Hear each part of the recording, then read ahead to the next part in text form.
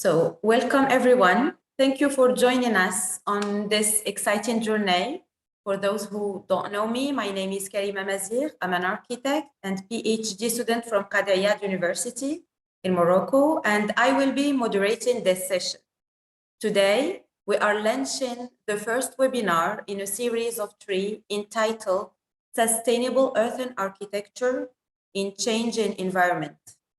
Following the great success of TERRA 2022 held in early June in Santa Fe, New Mexico, that drew up many specialists in the fields of conservation, anthropology, architecture, engineering, scientific research, archaeology, architecture development of earthen architecture heritage. We are pleased to announce the ICCROM-TERRA webinar series entitled Intergenerational Conservation on Heritage, Community and Sustainable Development. The series will open the floor for engaging discussion about earthen heritage around the world and hopes to stimulate even more interest in the important form of cultural heritage, which is one of the most original and powerful expressions of our ability to create and build an environment with available resources. It includes a great variety of structures, and its cultural importance is important throughout the world. It's this common heritage that made the humankind deserving protection and conservation by the international community. This TERRA ICCROM group assists both in person and virtually in the TERRA scientific event and was formed during the Congress by researchers in different sectors and countries with the collaboration of ICCROM Sharjah, that I really thank, a group of several profiles sensitive and convinced of the importance of heritage, the latter which is going through difficult period, massive destruction, poor maintenance, etc. And in the face of these challenges, the group voluntarily and intuitively was created to take up the responsibility in the contribution of the conservation of heritage and lead activities to focus primarily on the conservation of heritage, which we believe is vital to the present and sustainable futures of our community. It's therefore required to consider heritage as essential contributor to achieving development at local and, of course, global levels. So the conservation in this webinar would therefore focus on understanding how earthen architecture can contribute to sustainable development as communities are experiencing continuing changes in social, economic, and environmental changes. I welcome our expert panelist, Dr. Zaki Aslan, Regional Director of ICCROM Sharjah in United Arab Emirates, Dr. Terry Little, Professor from Ahmadu Bello University in Zaria, Nigeria, and my dear colleague, Dr. Olufumi Adetunji from Swinburne University in Australia.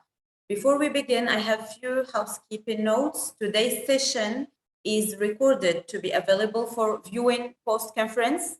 If you have any question for the presenters, please use the chat feature in the Zoom webinar. You can also submit questions via the chat feature, and the presenters will answer after the session. And in case of any technical issues, please give me a signal in the chat and we will try to help you resolve it quickly. Each presenter today will have about 15 minutes for their presentation, and we will address some questions during short breaks in the presentation, and we will leave time for question and answer by the end. Now, let's our first presenter, Dr. Zaki Aslan. Thank you very much, Karima, and thank you everyone for organizing this first series of webinars that you group, as Karima mentioned, have worked together individually and collectively to bring it to this format. So we very much look forward to working together with you and exchange information. I think this is a very important platform that we are keen to be with and support and work with for the year to come.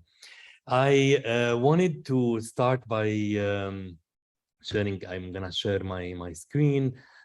Just a moment. As the title suggests, Sustainable Earthen Architecture in Changing Environment, in fact, is an important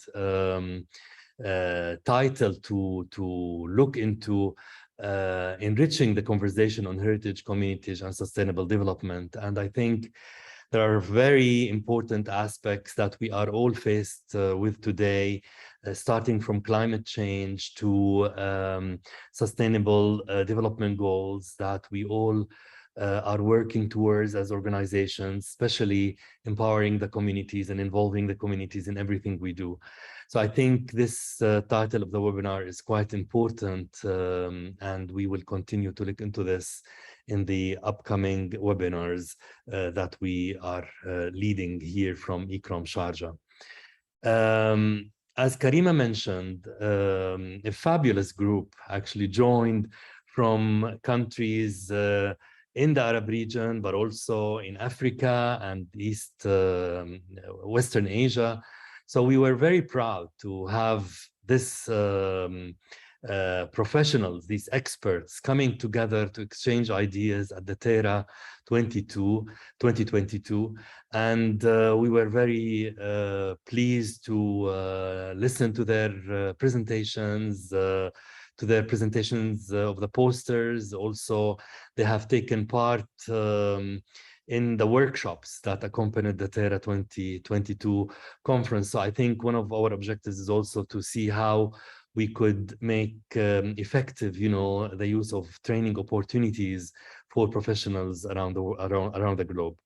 People you see on the screen come from Morocco, Algeria, Mali, Nigeria, Egypt, Iran, UAE, Cameroon, Jordan, Palestine, and Bangladesh. So we were very proud, and I would like to also express my thanks, in addition to everyone who comes from the group, to Terry Little, who really facilitated, together with my colleague Fatima Watandous, the organization of such a fabulous group that we are very much happy to work with in the coming months. So thank you for being with us all, and thank you for making yourself available to share your experiences. And I think one of our objectives is to have this platform of exchange of experiences interregionally, because ICCROM Sharjah works for the Arab region, but we were very keen also to work with other regions in the world to learn from, exchange information, especially in Africa and Western Asia.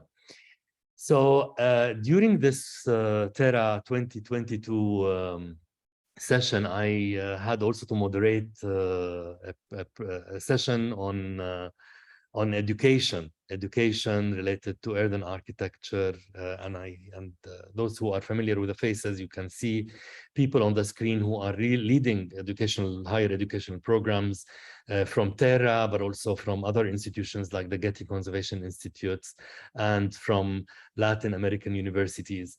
I think this was a very enriching experience, really, to learn also how we could develop pedagogical methodology and curricula so that we achieve what we want to achieve in the area of education, and how we could be more targeting, the real needs of this particular field. As you probably know, I mean, some of you might know, like if we look into statistics, we can see that probably 15 to 17% of the world population now live in earthen structures, and a wide diversity of earthen dwellings worldwide embraces a large variety of earthen buildings and culture. These are also rapidly disappearing. So in fact, our work in this area becomes more crucial and more important and significant to collaborate internationally. So I think it's important also, I mentioned climate change. We had several sessions previously with our colleagues at ICCROM talking about the importance of traditional practices, in particular to address challenges that we face to combat issues and challenges of climate change. In addition to other issues related to sustainability, goes without say, and I'm sure all those who are interested in this session are very much familiar with the fact that how earthen architecture actually is very relevant to all issues that we address related to communities, sustainability, and how we can look into environmental conservation in particular for the future of this planet. The other pictures you see here is on the right-hand side are actually related to ICCROM previous work in the field. I just selected the one on the top here with the PAT courses that were led at one point in the late 80s, early 90s, together with our partners at ICCROM, with the Getty, with Crater, and many other organizations, which continued also through other programs like Africa 2009 and many others. So I think this is quite important. We are keen to continue our collaboration with various institutions and continue to see how we could take this forward. The picture below shows our colleague Femi from Nigeria, who's now in Australia, also presenting a poster on the latest research he has done, and I'm sure we'll be hearing more from him later in this session. During TERRA 2022, we all convened in Santa Fe at the Convention Center, and we all visited several places of earthen architecture. We learned from these places. I personally have learned a lot by looking into more recent actually earthen architecture and how it actually fitted the environment, and how maybe that could be another notion of conservation, how we can continue to build using this particular important building material. This is, by the way, these are pictures from the Georgia O'Keeffe House in New Mexico, and on the right-hand side, and on the left is where we met at the Convention Center. I also wanted to highlight the fact that after that, with the programs we had related to earthen architecture, we at ICCROM Sharjah were very keen also to continue our work in this area of materials, in particular for the Arab region, since the inception of the Athar program in 2004. So these are just few images to show you how we looked into this particular type of material and how we try to embed the learnings that we developed through practical experiences, through training, through projects like this one, the latest project we had in Sudan, the Western Sudan Community Museums Project. So here also we talk about communities, we talk about museums, but we talk also about built heritage of earthen architecture and how we engage communities and professionals to look into this important material. So our work with you is a continuation of what we have already done in more recent years, and we are very much keen to continue this work to with you all, exchange experiences. These are other pictures that you see here on the screen, also from the same projects in Sudan. It involves several stages of work with the earthen building material. We also integrated this kind of work and materials in our newly established program that we support here from ICCROM Sharjah, held at the University of Sharjah. So we're trying also to include that in the curricula. That was based on several higher education meetings that we had previously with various institutions across the Arab region and beyond to see how we can best address the topic on higher education level and how we can embed that in the curricula. So this forum is like any other forum that we had, but I want to highlight the forum that we have for the Arab region here for the conservation of cultural heritage. And in fact, this forum is just another means, if you want, another platform where we are exchanging ideas to go beyond, you know, the building material and the professional expertise that we all have.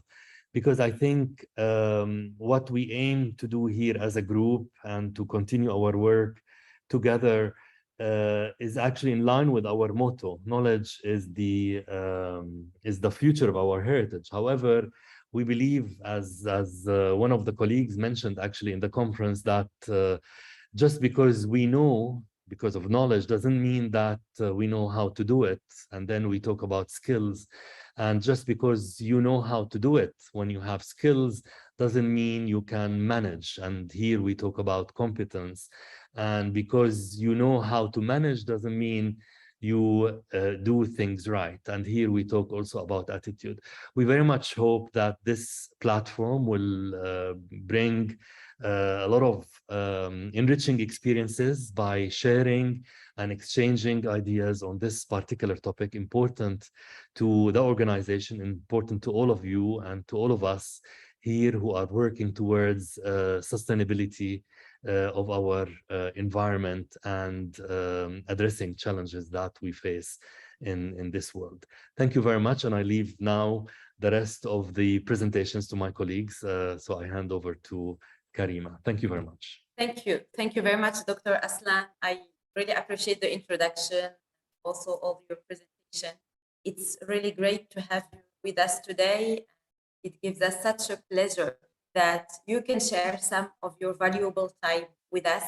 So I will quickly go through some points to know the major issues you said that our world is facing, especially climate change, and all the initiatives and projects you shared are in line with the social, economic, and environmental dynamics that extend the legacy of all the authentic constructive traditions. You said also the importance of the use of materials, and you mentioned the importance of the local community as they are a main part of the chain.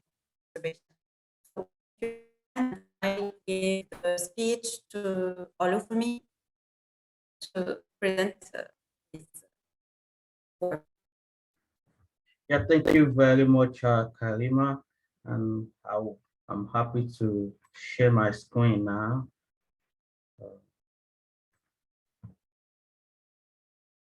I don't know if we can all see my screen. Okay, thank you very much. Now, I'll be presenting on Nigerian experience. I'll be sharing experiences from Nigeria about sustainable earthen architecture in changing environment. And this is a study that I conducted between 2019 and 2020. It's really part of my PhD, and it's what I'm really focusing on to really ensure that it translates to impact on ground, both within and outside Nigeria. The presentation will start with, I will give an overview of the then and now of earthen architecture in Nigeria, after which I will discuss the main issues, the main question for the research, as well as the method I adopted to collect the data, and then I will discuss the key findings and way forward and actions that are proposed that can be taken to leverage earthen architecture in Nigeria, earthen architecture for sustainable development of communities in Nigeria. The study, as I said earlier, the study was carried out in Nigeria, And I believe that it's pertinent that we understand few things that are peculiar characteristics of the country. Nigeria is a country, as we all know, in West Africa with more than 20 million people. And it's interesting to know that more than 45% of the population still live in rural areas, while close to 52% live in areas that has been designated as urban. As huge as the population is, we still have a lot of the larger portion of the population are young people. Even based on data by United Nations, the median age is 18.1 years. However, with the larger amount of young people that are in Nigeria, there are still various challenges that are serving as obstacles to translate this large population into sustainable development at both local, state, and national levels. I would like us to review some of the key aspects of the sustainable development, because we need to understand this before we go further. For instance, sustainable development goal 2 emphasize ending hunger, achieving food security, and improve nutrition, and promoting sustainable agriculture.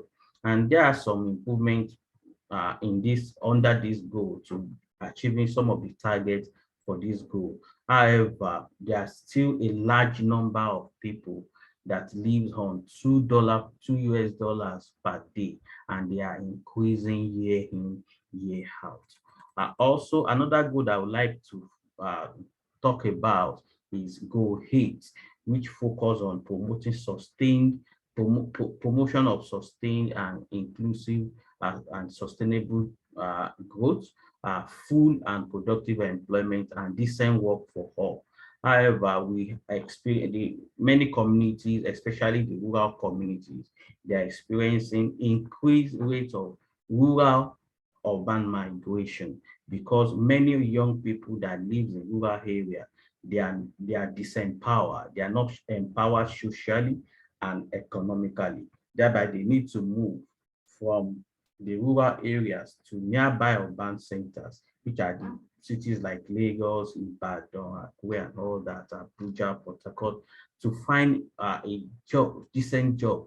However, I would like us to know that because they move from rural areas to urban centers, that doesn't mean they were able to get a decent job.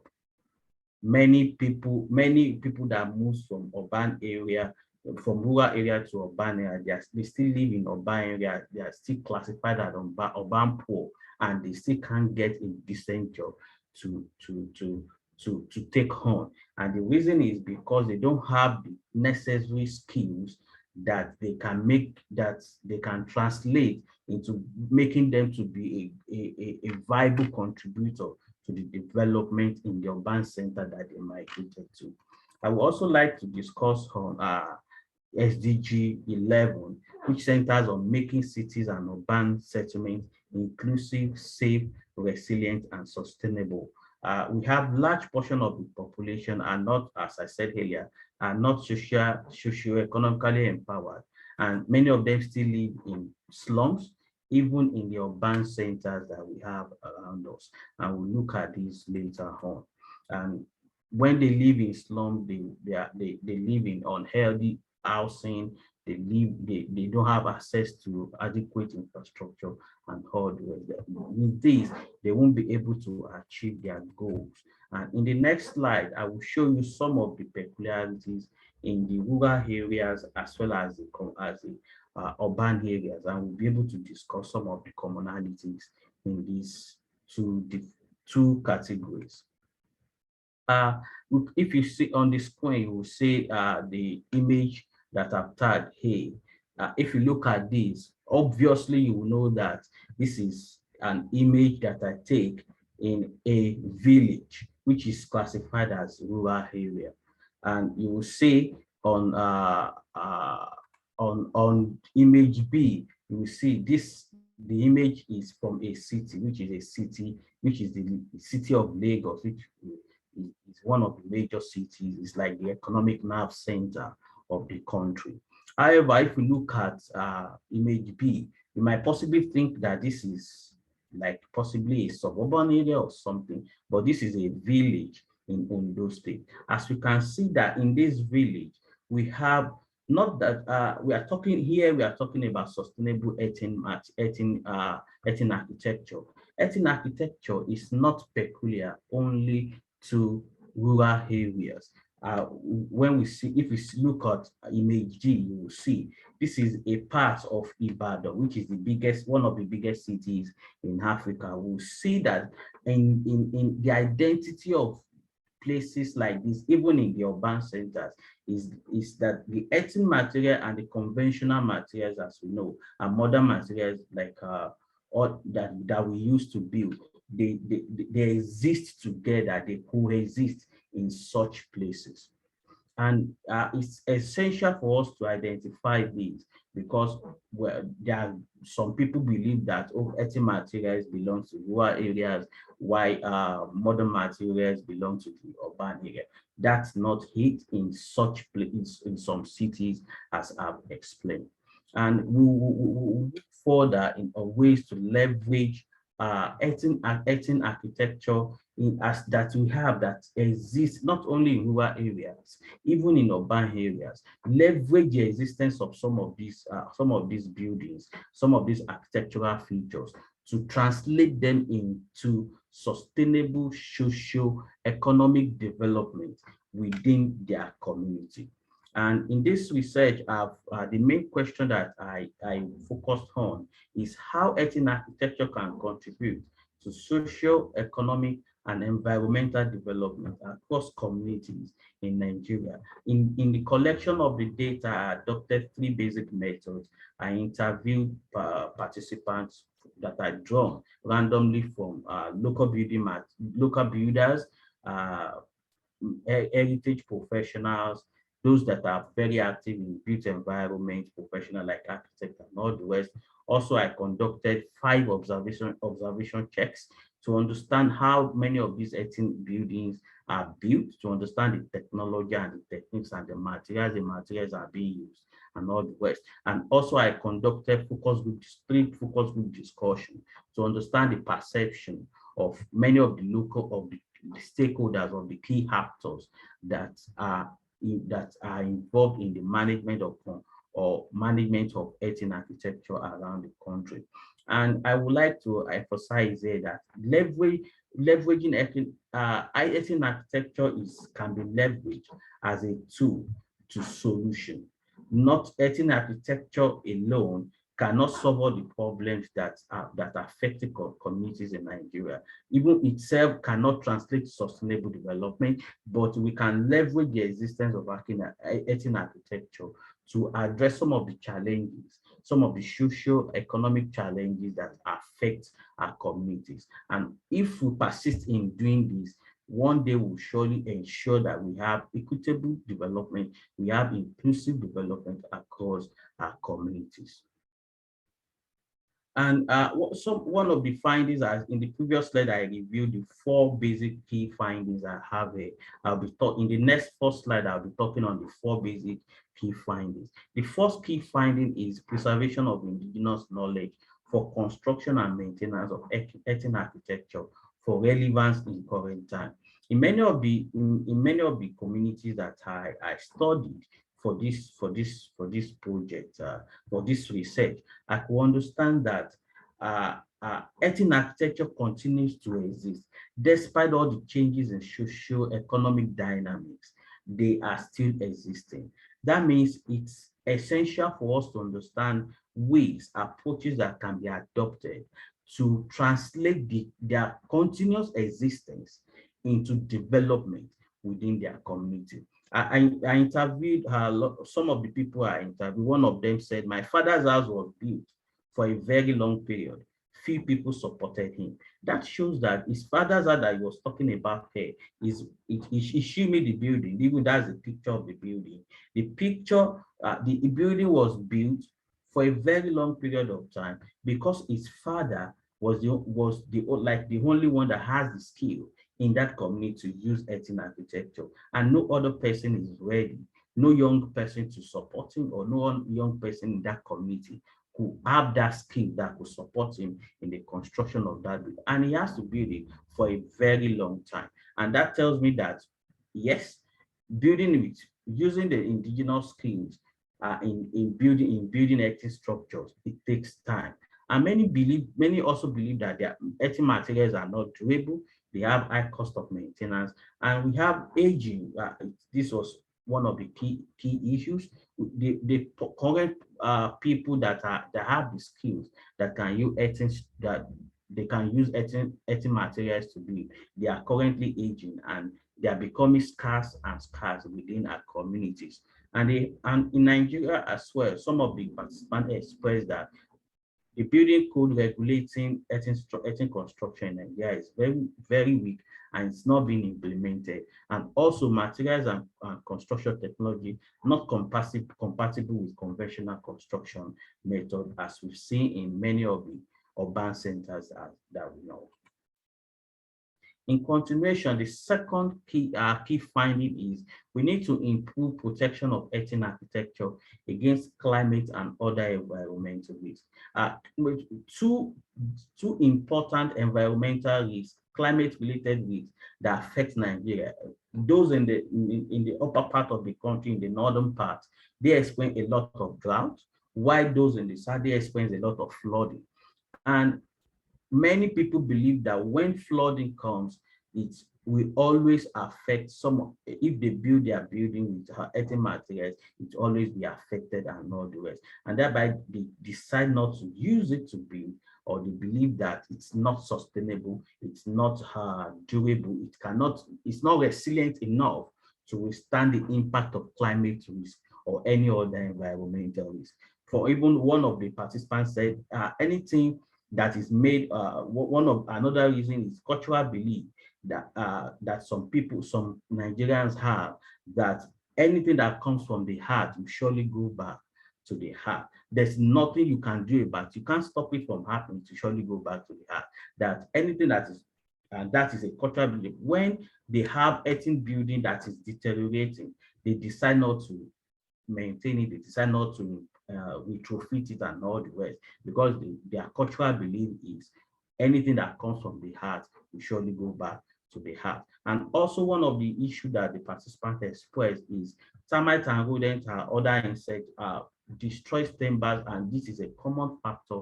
Biological attack is a common factor in many of the communities that we have in the country.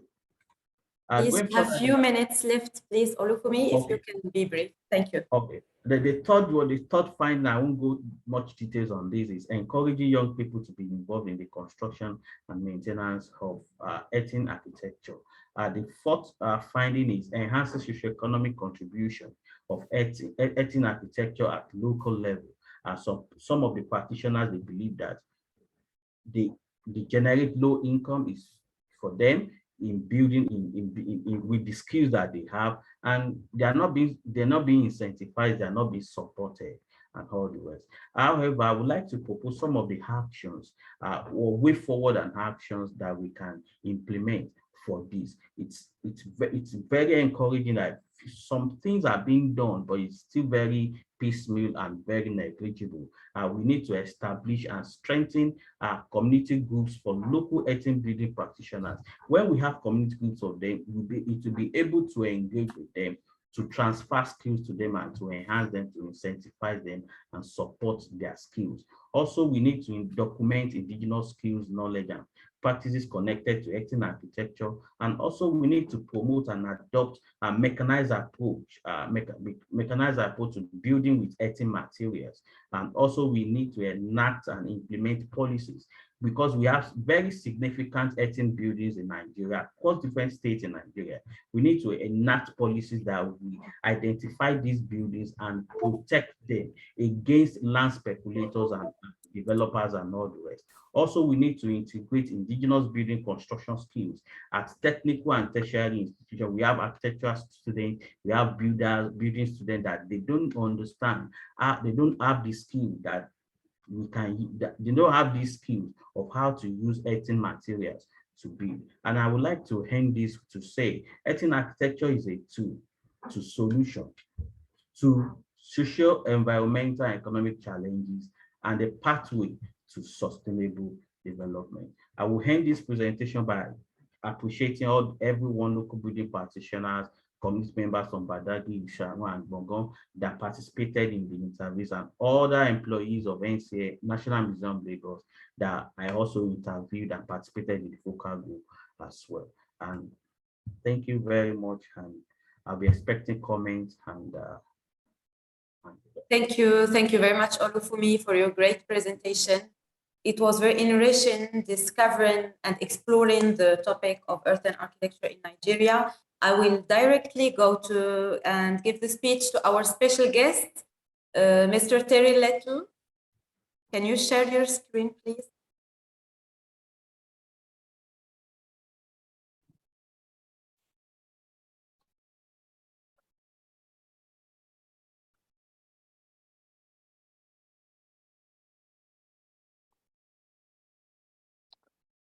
Are we okay? Yes.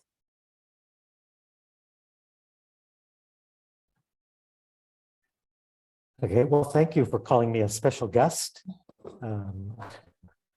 I do feel like a special guest because although I'm not specialized in earthen architecture, I had the pleasure and the honor of being a support to the ICCROM-TERRA sponsored scholars and in participating in the TERRA 2022 conference on the preservation of earthen architecture in Santa Fe last June. So I would like to use my presentation to echo sort of things that Olufemi has said, that Karima and Zaki have all said. Let me just say a word again of who I am. I am Terry Little. I'm a lecturer at the Department of Archaeology and Heritage Studies at Ahmadu Bello University in Zaria, Nigeria. As earlier speakers have noted, earthen architecture is one of the most original and powerful expressions of human capacity to use readily available resources to create built environments, including the public, private monuments, structures ranging from mosques and churches to palaces, dwellings, and granaries, and entire centers, historic cities.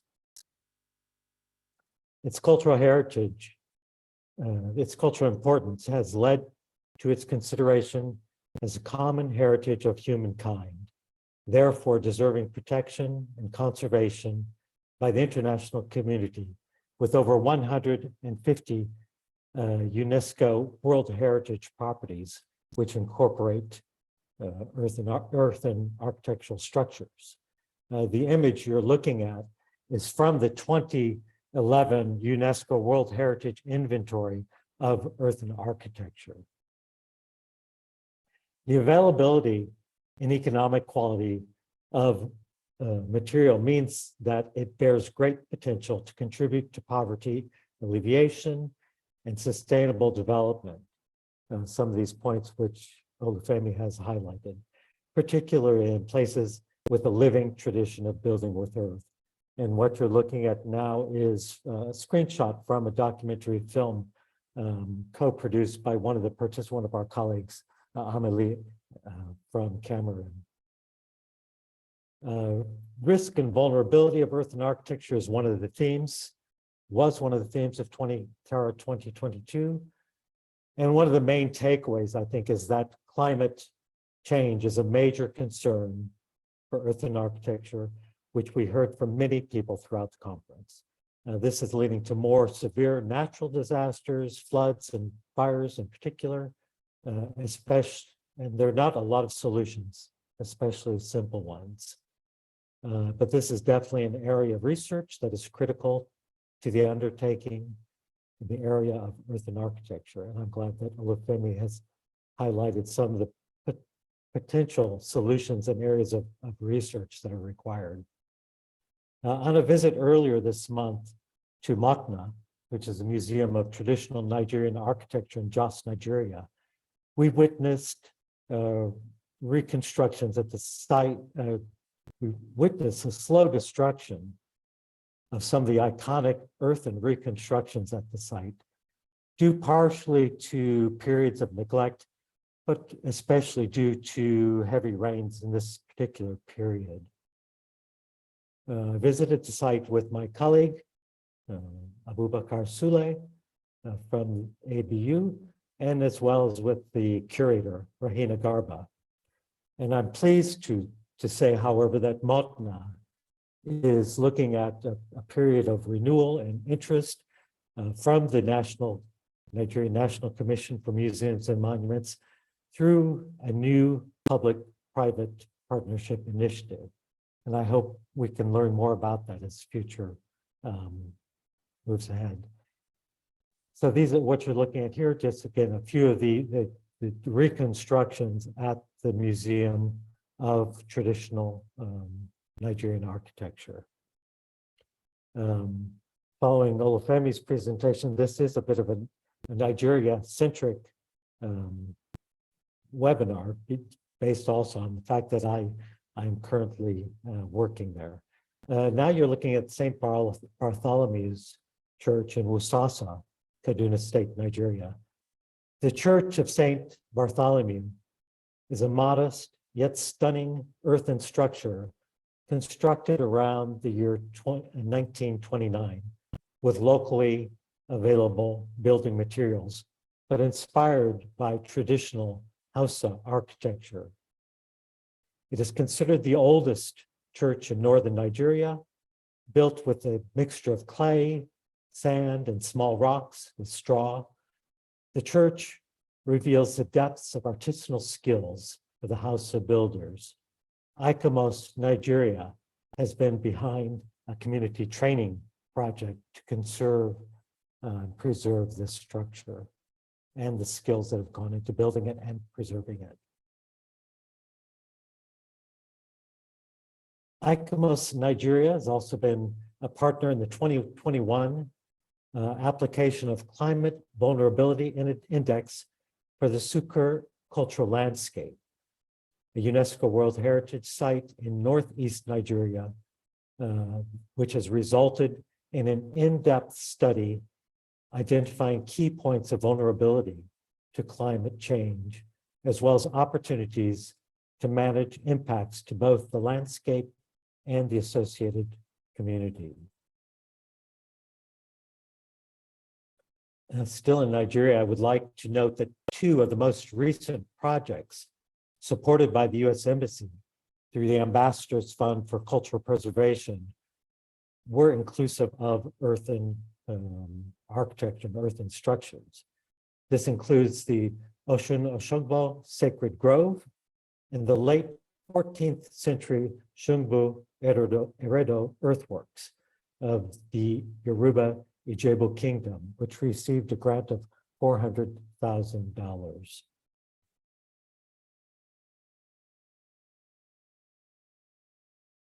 It was the intent of the TERRA conference and of the network that we've been creating to share resources about earthen architecture. And of course, UNESCO World Heritage Site is one of those. Both of Nigeria's World Heritage Sites include earthen architecture, earthen structures. And again, this is the Sukur Cultural Landscape in Northeast Nigeria and the aforementioned Oshogbo Sacred Grove in Southwestern Nigeria. You'll find a lot of resources. It's possible to find a lot of resources dealing with earthen architecture. Again, through the UNESCO World Heritage Site. In particular, I think very useful is this inventory of earthen structures from 2012. There is the ICCROM International Scientific Committee on Earthen Architectural Heritage. very active in the field, and I believe many of the active ICCROM Nigeria members are also members of this particular working group. There were the three partners, organizing partners to the TERRA 2022 conference. Again, it's chock full of resources, the Getty Conservation Institute being one of them. The U.S. National Park Service Vanishing Treasures Program also has a lot of resources on earthen architecture. And the University of Pennsylvania, the Weitzman School of Design, all kinds of resources on earthen architecture. And finally, ICCROM-TERRA, I think, is one of the best known resources and partners for in the ICCROM-TERRA International Center for Earthen Architecture. I have not mentioned ICCROM-Sharjah, which our colleague Zaki presented earlier in the presentation. And I think with that, I mean, mine was really just to share some updates on projects that I've been paying attention to, resources that I often use. And again, I thank and congratulate our colleagues who have put this webinar together and who will be organizing the next two webinars as well. So congratulations and thank you for including me as one of the panelists. Thank you. Thank you very much, Mr. Terry. I hope now you all enjoyed these amazing presentation. And I hope, of course, your knowledge has been expanded by this meeting. Now it's time for your questions for our presenters.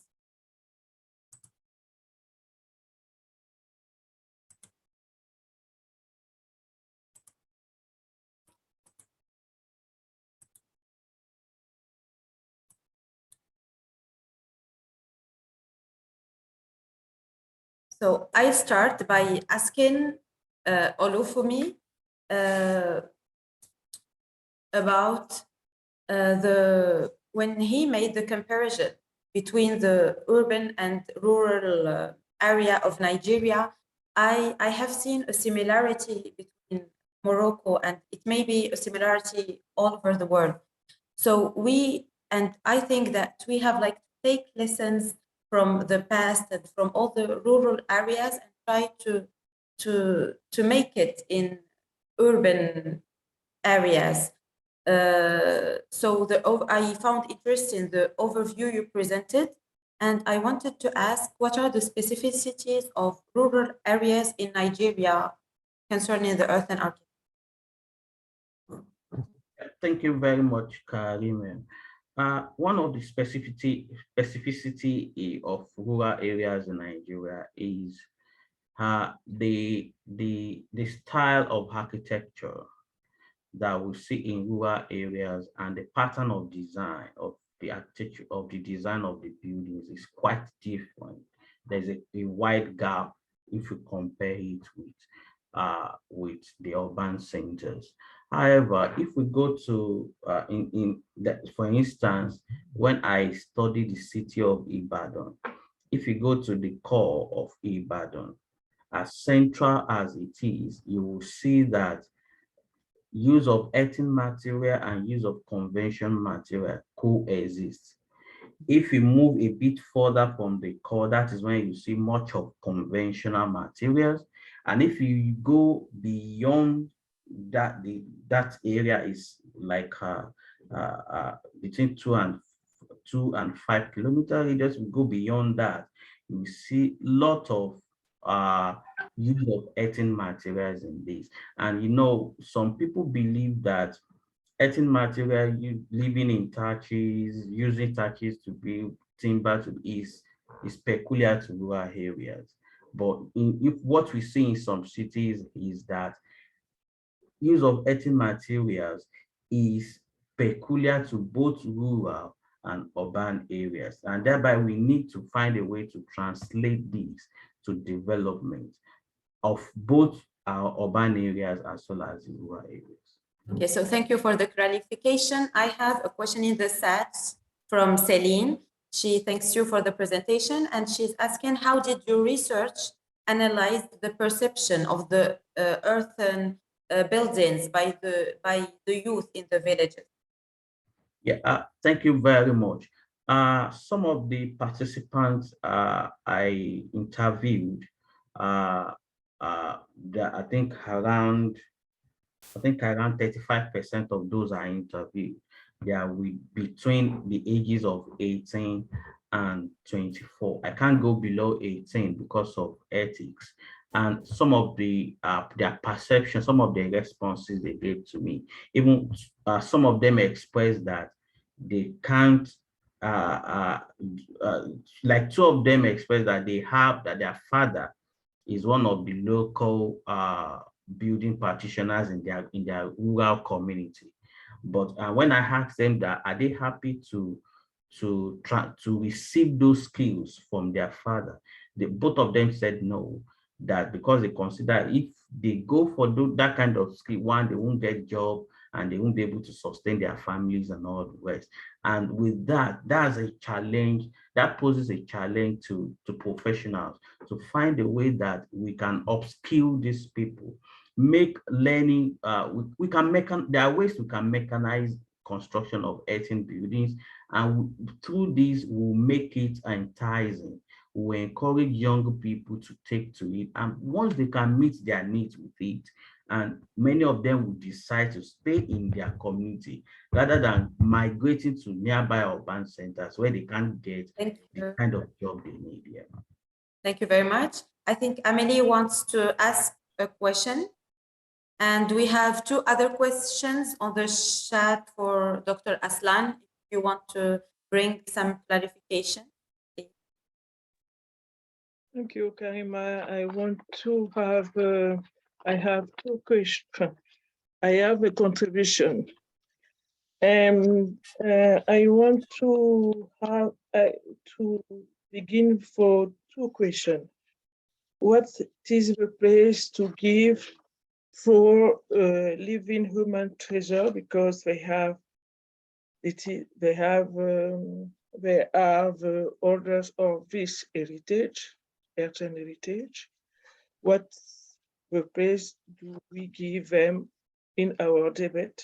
Because we have professional and the local population have can I stay talk in French because I think it's easy for me. Excuse me. Ce que je veux dire, c'est que les populations connaissent le patrimoine. Quelle est la place des trésors humains vivants dans nos débats?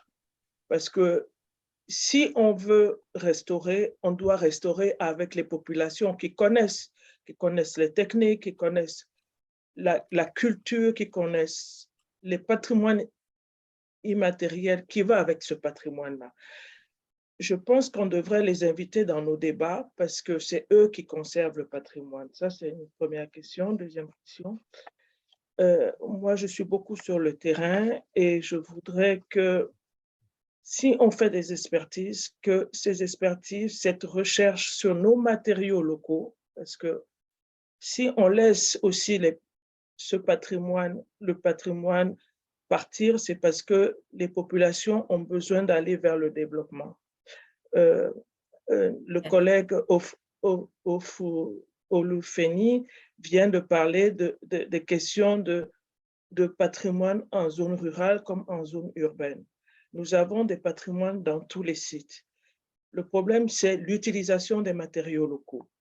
Comment on apporte la recherche, la conservation, la formation sur nos matériaux locaux qui sont liés à nos patrimoines. Et le film que j'ai présenté, c'est justement cette recherche que nous sommes en train de faire. Le site, c'est le Burkina Faso, mais je l'ai fait au Niger. Les populations veulent rester dans le patrimoine, mais ils veulent aussi avoir des bonnes conditions pour pouvoir conserver ce patrimoine-là. Alors, qu'est-ce que nous, en tant que professionnels, comment on met la stratégie en place? Et je pense que si on fait des chantiers de restauration avec les populations, on forme, mais en même temps, on restaure de façon plus durable et que les lobbies sur le ciment, parce que les populations veulent adhérer vers des bâtiments écologiques, on les amène, nous, professionnels, à conserver et à être dans de bonnes conditions de vie dans nos patrimoines. Yes, thank you very much. Thank you very much, Emily. I'm going to try to give a brief traduction to what you said for the English. So she is making the point on the importance of engaging local communities in conservation of heritage, and of course, without them and without local population, we can't participate on the conservation.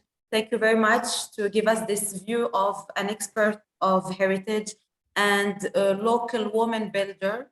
Thank you. Now I'll give the speech to Dr. Aslan. Maybe you have read some questions on the chat if you want to give some clarification.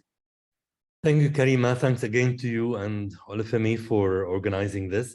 The question that I have here on the chat is from Mr. Rick Miller from the American University of Sharjah, asking about the joint program at the University of Sharjah, if it is meant to graduate practitioners, field conservators, or is meant as a more theoretical program in conservation studies. Well, practically, I mentioned during my presentation, like we had several meetings on higher education and how we wanted to address, you know, the different needs in this field. So in fact, this program that we have been supporting addresses the experts who are usually graduates in architecture or archaeology or a relevant discipline who are managing historic areas and the museums. So practically it is addressed to heritage managers more than the other profiles that we aim also to support. So your question is very valid. We are very much keen to see opportunities to support other programs that would have, you know, conservators as well as technical people who can implement the work. So having said that, the courses that we are supporting also have a lot of hands-on, you know, experience, even if it's for site managers. They are being exposed also to the techniques and to the lab, as you saw in some of the slides, and to how to build with the material. So yeah, it's a combination, but it's addressed to heritage managers. So this is in a nutshell. Yeah.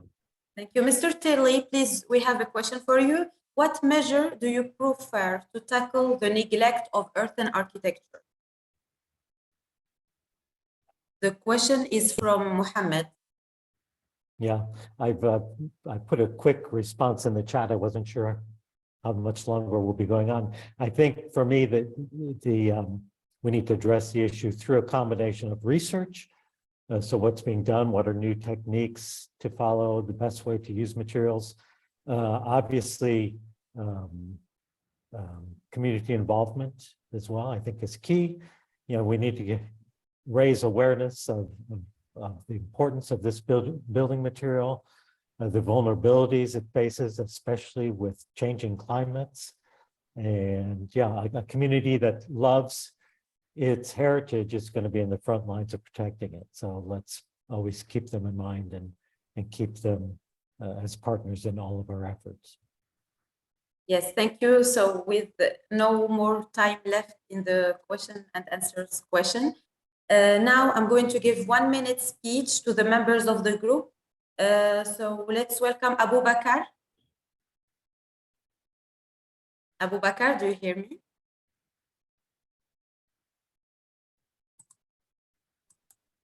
Okay, so Amelie, again, we invite you to present yourself briefly, please, in 1 minute.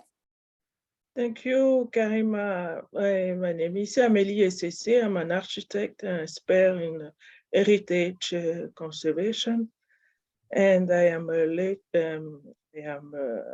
yes, architect.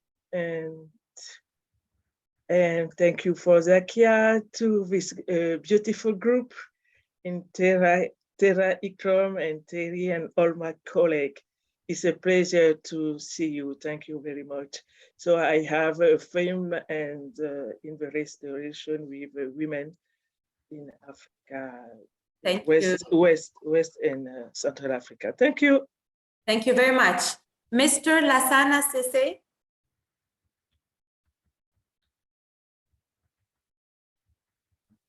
Well, good morning, everyone. First, I thank you very much for inviting me to attend this meeting. I was, unfortunately, I was not in Terra 2022 because I did get a visa. It's no problem, but I attend with online to some activities, and really I congratulate organizer for this great meeting and the outcomes. I am from Mali, former National Directorate for Heritage, Cultural Heritage, and I attended to 3 or 5 Terra conference, 2000 since 2008, and Lima, etc. Lyon, the last one in Lyon, in France. Thank you very much. So, it's really a pleasure to have you, and looking forward to meet you in other webinars and scientific events in person. Hope. Thank you. Thank Nadir? Hi, everyone. I don't know if you can hear me. Yes. Yeah. So thank you very much for this very nice presentation. I enjoyed a lot. So to introduce myself, my name is Nadir Emami, and I'm based in Iran, currently working in the city of Yazd on a 150-year-old house that we're restoring. It's an earthen architecture building. And I think in January, I will give you a more in-depth view of what we're doing. And it's great to see everyone virtually here. Thank you. Thank you very much, Nadir. Shayma?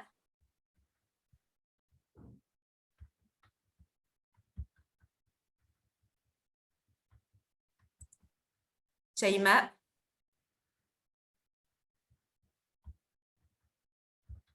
Okay, so Tahmida, can you hear me? Shayma, here is Shayma. Yes. How are you, everybody? Thank you for making me joining such a valuable webinar meeting. I'm so happy to see my colleagues, and I'm Shayma Fouad from Ministry of Antiquities and Tourism. I'm senior archaeologist, and I have BA in Egyptology and diploma in Islamic archaeology and master in World Heritage. And my studying focus area on earthen architecture in Western Desert in Egypt, safeguarding the values, the cultural values of the earthen architecture in Egypt. So it's quite interesting to join such ICCROM-TERRA meetings, especially on earthen architecture, to have such and highlight of different experiences from different experts working in the field. To see various and diverse examples and challenges dealing with conserving the earthen architecture. So I'm happy to be with you, and for next time I would be happy to be with you. Thank you so much. Thank you, Shayma. Tahmida, can you hear me?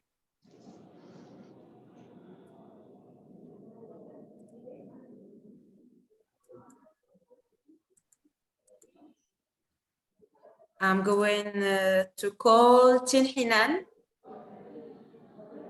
Hi, everyone. So my name is Tinhinan Bashir Sharif. I'm a PhD student from Algeria. I'm working on earthen architecture in Algeria and also earthen know-how in some African countries. I'm so pleased to be part of this amazing group, really. Like we start small and we are looking for something huge and something bigger. And especially we are creating dialogues about earthen architecture, and this is amazing. So thank you to all my colleagues. And of course, in the next webinars, I can show you what I'm working on.